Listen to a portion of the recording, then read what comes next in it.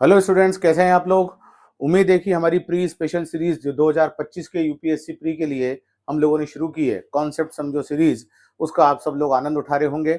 और डेली एक कॉन्सेप्ट को हम थोड़ा सा विस्तार से डिस्कस करते हैं। ये कोई मैराथन क्लास नहीं है जिसमें 2.5 से 3 घंटे के अंदर 15-20 कॉन्सेप्ट डिस्कस हो जाए। ये बेसिकली 8 से 10, 12 मिनट की क्लास हम लेते हैं, जिसमें किसी एक कॉन्सेप्ट को इस लेवल पर डिस्कस करते हैं कि आपका यूपीएससी का प्री एग्जामिनेशन का जो क्वेश्चन है वो बेहतर तरीके से आप हल करने में सक्षम हो जाए। तो आज इस सीरीज में हमारा 7 दिन है, 7 टॉपिक है और उसका नाम है long term capital gain tax. और इसमें जो अमेंडमेंट किया गया और जो इसके अंदर इंडेक्सेशन के बेनिफिट्स थे, जिसको भारत सरकार ने हटाया है या उसके लिए नए नॉर्म्स लाए हैं, उसको हमें डिस्कस करना है। तो जरा मेरे साथ जुड़े रहिए पूरे सेशन में और मेरे चैनल पर रेगुलर आप लोग विजिट करिए, सब्सक्राइब कीजिए, लाइक कीजिए, शेयर कीजिए और ज़्यादा से ज़्यादा लोगों तक ये टॉपिक को पहुंचाएं।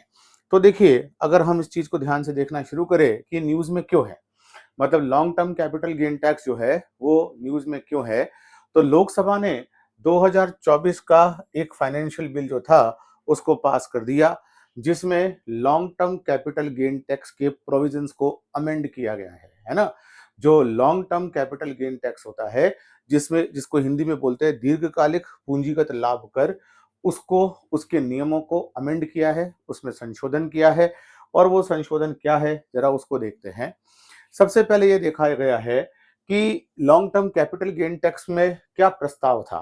तो याद रखिएगा कि जो बजट संशोधन बजट था 2024-25 का, उसके अंतर्गत ये था कि एक प्रस्ताव था कि long term capital gain tax में इंडेक्सेशन लाभ को हटाया जाए है ना। अभी हम देखेंगे कि इंडेक्सेशन लाभ जो होता है वो क्या होता है, तो उस इंडेक्सेशन लाभ के विषय में समझते हैं और फिर देखते हैं कि आखिरकार क्या किया है भारत सरकार ने।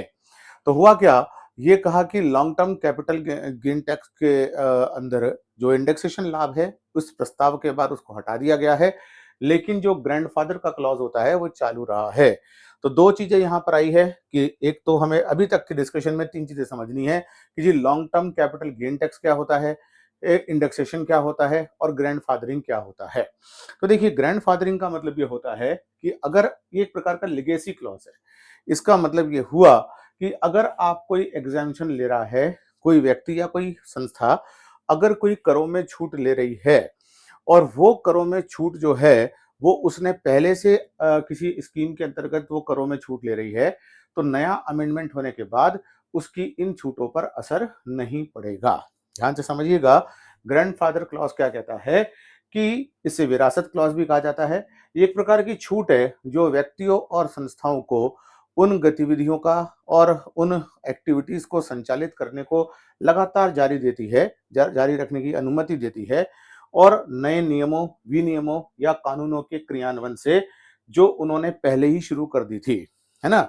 मान लीजिए कि अगर आपने कोई नया, जैसे ये कैपिटल गेन टैक्स में जो अमेंडमेंट हुआ है, उससे पहले अगर आपने कोई छूट ले रखी है ना, इसी long term capital gain tax में, तो इसको बोला जाता है ग्रैंडफादर क्लॉज, और वो छूट आपकी जारी रहेगी, है ना। ऐसा नहीं है कि पहले भारत सरकार ने आपको कह दिया कि आपको long term capital gain tax में छूट मिल जाएगी अगर आप अमुक काम करते हो, तो आप वो अमुक काम में इन्वेस्टमेंट करते रहे और अब भारत सरकार ने long term capital gain tax के नियमों को बदल दिया, है ना। तो नियमों को तो बदल दिया, लेकिन आपने जो पहले छूट ले रखी थी, कुछ इन्वेस्टमेंट किया होगा तभी तो छूट मिली है, तो भारत सरकार उसको व्यर्थ नहीं जाने देगी। और भारत सरकार का कहना है कि long term capital gain tax में ग्रैंडफादरिंग क्लॉज जो है वो कंटिन्यू रहेगा। मतलब अगर आपने कोई छूट ले रखी है तो उस छूट का लाभ आपको मिलता रहेगा। लेकिन इंडेक्सेशन का कॉन्सेप्ट जो है उसको बदला गया है और उसके अंतर्गत जो है बदलाव किए गए हैं। इंडेक्सेशन क्या होता है, इसको समझते हैं। मान लीजिए कि आपकी कोई संपत्ति है और वो संपत्ति आपने 100 रुपए में खरीदी थी बहुत पहले, आज से 40 साल पहले, ठीक है। और मान लीजिए कि 40 साल में उसकी रेट बढ़कर 1 लाख हो गई है, ठीक है। तो अगर आप कैपिटल गेन को देखें तो आपको दीर्घ काल में अपनी पूंजी पर लाभ प्राप्त हो गया है। 100 रुपए की चीज 1 लाख की हो गई है, लेकिन आपका कहना होगा जी ये लाभ कहां से मिला। बेसिकली ये तो महंगाई का असर है। मान लीजिए कि 100 रुपए में एक घर आपने छोटे से गांव में खरीद रखा था आज से 50 साल पहले, और अब अगर वो 1 लाख का हो गया है तो बेसिकली उससे मुझे कुछ प्राप्त नहीं हुआ है, वो तो वास्तव में महंगाई का असर है। इसको बोलते हैं इंडेक्सेशन, ठीक है। तो अगर आप लॉन्ग टर्म कैपिटल गेन को जब निकालते थे तो उसमें मुद्रास्फीति के प्रभाव को या इंडेक्सेशन के प्रभाव को मैनेज करते थे। ठीक है, अब इस इंडेक्सेशन के प्रभाव को मैनेज करने के बाद ही सरकार आपके लाभ को कैलकुलेट करती थी और फिर उसी लाभ पर आपको टैक्स देना पड़ता था। मान लीजिए सरकार ये कहे कि ठीक है भाई, 100 रुपए की चीज 1 लाख की हो गई है, तो पूरा इसमें महंगाई का असर नहीं है, इसमें कुछ महंगाई का असर मान लेते हैं, बाकी तो आपका लाभ है। मान लीजिए सरकार ये बोलती है कि जी 40% तो इसमें इंडेक्सेशन है, 40% इंडेक्सेशन जोड़ने के बाद जो बच गया वो आपका लाभ है, वो टैक्स देना पड़ेगा। तो सोचिए कि आप 1 लाख में से 100 रुपए घटा दो, इतना लाइबिलिटी से बच गए ना, 40% का फायदा आपको मिल गया। ये फायदा अब गवर्नमेंट ने अमेंड कर दिया है, इसमें कुछ बदलाव ला दिए हैं।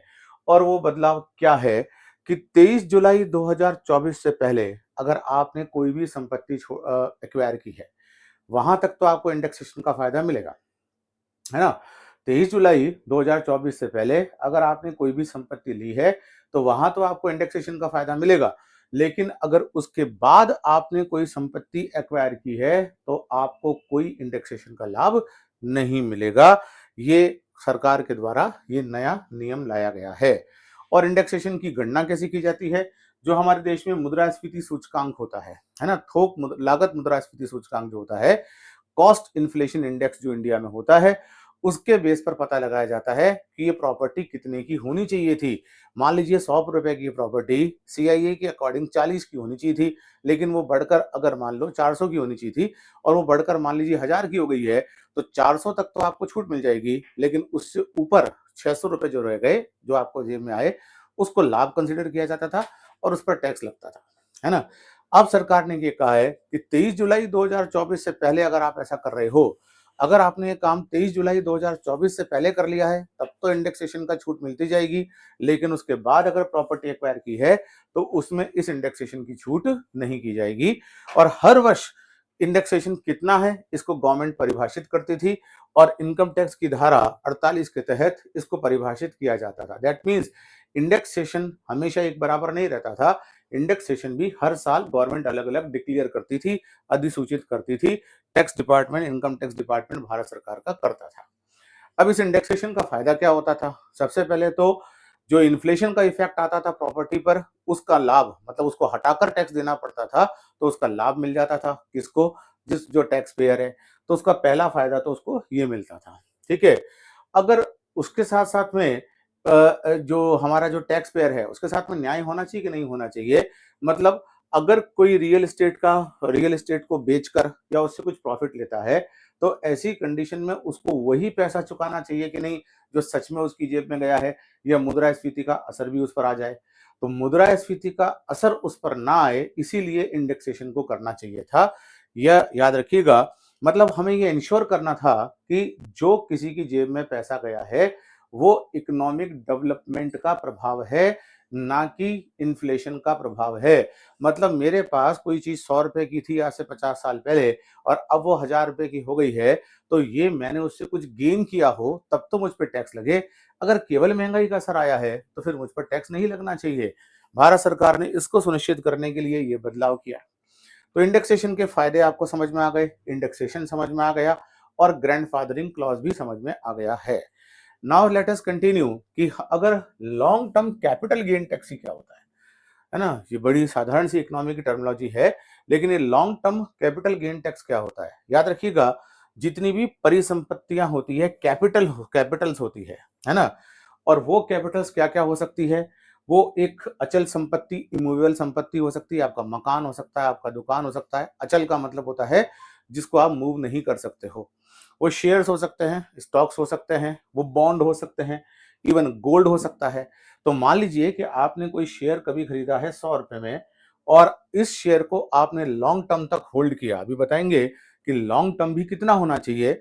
और अब उसकी कीमत मान लीजिए 1000 रुपए में हो गई, तो 100 की चीज आपने 1000 में बेची है, तो जो लाभ मिला है उसको बोला जाएगा लॉन्ग टर्म कैपिटल गेन, और उसको आपकी इनकम का पार्ट माना जाएगा और उस पर टैक्स लगता है। अब इस टैक्स के अंतर्गत इसको और देखते हैं, ठीक है ना। Long term capital gain tax जो है, वो जो long term capital gain tax है, तो जो जितनी भी हमारे पास में कैपिटल का गेन होता है उसको हमने दो पार्टों में बांटा है। एक होता है लॉन्ग टर्म कैपिटल गेन और एक होता है short term capital gain. Long term capital gain क्या होता है? जो कि दीर्घ अवधि में आपने कोई चीज अपने पास रखी है और फिर उसको बेचा है। शॉर्ट टर्म का मतलब होता है कि आपने बहुत कम अवधि के लिए रखी है और फिर उसको बेचा है। लेकिन इसकी भी डेफिनेशन समझ लेते हैं। जो संपत्तियां है उसको कितनी अवधि के लिए अगर आपने रखा है, उस पर डिपेंड करता है कि वो शॉर्ट टर्म माना जाएगा या लॉन्ग टर्म माना जाएगा। तो अगर हम देखें, इक्विटी शेयर्स हुए, इक्विटी उन्मुख म्यूचुअल फंड हुए, है ना, इसमें अगर आप 12 महीने से ज्यादा किसी चीज को अपने पास रखते हो, मतलब आपने अगर किसी किसी भी शेयर को 100 रुपए में खरीदा और 12 महीने या उससे बाद आपने 1000 रुपए में बेचा, then it will be considered your long term capital.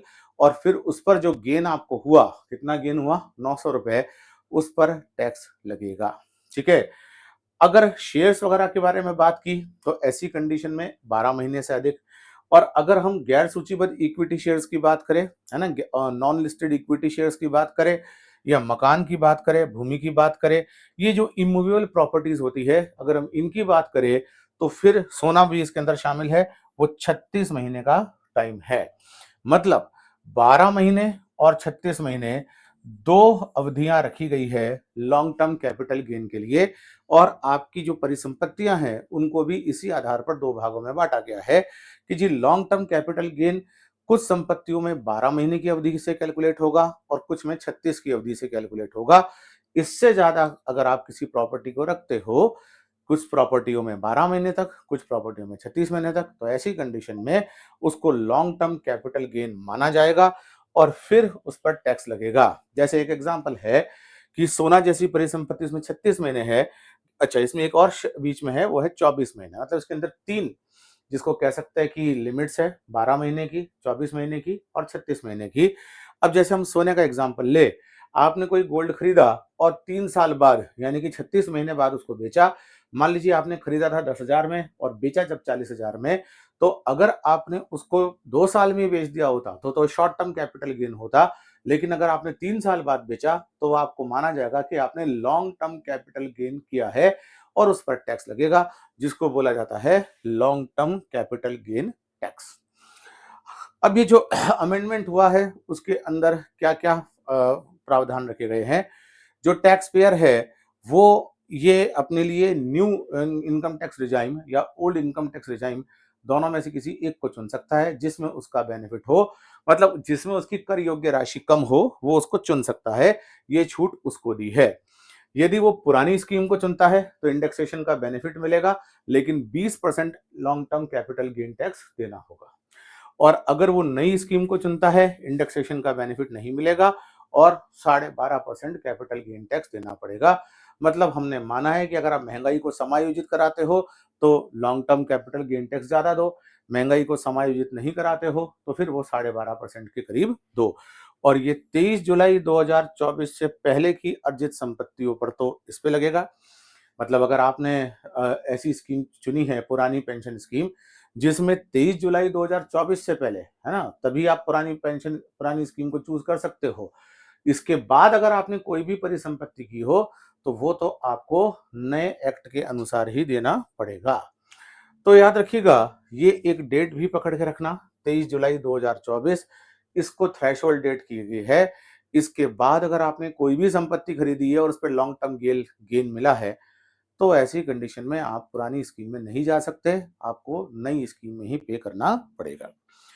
तो अगर हम इस पूरे सेशन को अगर ये देखें कि long term capital gain tax में एक और खास बात है और वो है एग्जेम्पशन। कितने कैपिटल गेन टैक्स को एग्जेम्पशन रखा गया है? अगर आपका कैपिटल गेन केवल 1,25,000 तक ही होता है तो फिर कोई टैक्स नहीं देना है। इसको बोलते हैं एग्जेम्पशन लिमिट। एग्जाम्पशन लिमिट कितनी रखी गई है? जो पहले 1 लाख थी उसको बढ़ाकर कितना कर दिया गया है? 1,25,000। दैट मीन्स कि अगर आपको सेल के थ्रू केवल 1,25,000 तक का ही गेन होता है तो वो फिर टैक्स फ्री है। उससे ऊपर जितना होगा उसी को टैक्स देना पड़ेगा। तो याद रखिएगा, ये long term capital gain tax में जो अमेंडमेंट हुए, उस long term capital gain tax के अमेंडमेंट को आपको बहुत ध्यान से समझना है। तो दो चार चीजें जो इससे हमने टेकअवेज हमें जो मिल सकते हैं। सबसे पहले गवर्नमेंट ऑफ इंडिया ने क्या किया है? Long term capital gain tax को अमेंड किया है। उसके अंदर इंडेक्सेशन को खत्म किया है। और इस इंडेक्सेशन में भी याद रखिएगा, ये कहा गया है कि अगर आप ओल्ड स्कीम चुनते हो तो 20%, नई स्कीम चुनते हो तो 12.5%। 23 जुलाई 2024 को थ्रेशोल्ड डेट रखी गई है और इसका उद्देश्य यह है कि लोग या टैक्स पेयर अननेसेसरी टैक्स चोरी करने के लिए इसका लाभ ना उठा ले। तो दोस्तों, इसी तरह के टॉपिक्स के लिए मेरे साथ जुड़े रहिए। प्री 2025 तक हम कुछ टॉपिक्स, लगभग 15 से 20 टॉपिक डिस्कस करेंगे इकोनॉमी से रिलेटेड, जिससे सीधे सीधे क्वेश्चंस आपके एग्जाम में आ सकते हैं। Thank you so much.